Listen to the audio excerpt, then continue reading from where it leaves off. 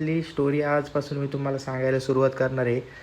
ज्यांना कोणाला असं वाटत असेल, की पैसे असतानाच व्यवसाय सुरू करावा किंवा कर्ज नसतानाच व्यवसाय होतो आणि याचं सगळं चांगलं आहे म्हणून असं होते. या सगळ्यांचा गैरसमज हे व्हिडिओ बघता दूर होईल आणि मला जेवढं सांगता येईल तेवढं मी सांगण्याचा प्रयत्न करत राहील.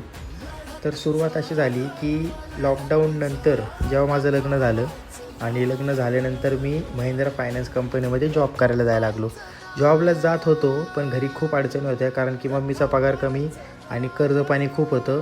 जागेची कामं चालू होती, पण त्याच्यामध्ये कर्ज मिटेल असं काही नव्हतं आणि विचार हाच असायचा, की व्यवसाय करून हे मिटू शकतो, पण व्यवसाय सुरू कसा करू? पैसे नाही आहेत. असंच ढकलगाडी खूप दिवस चालली होती. लोन घेऊन त्याच्यावरच पुढं ढकलगाडी करत चाललो होतो कारण की दुसरं काहीच ऑप्शन नव्हतं. फक्त त्यावेळेस बँकेने आणि माझ्या सिबिलने मला सहारा दिला.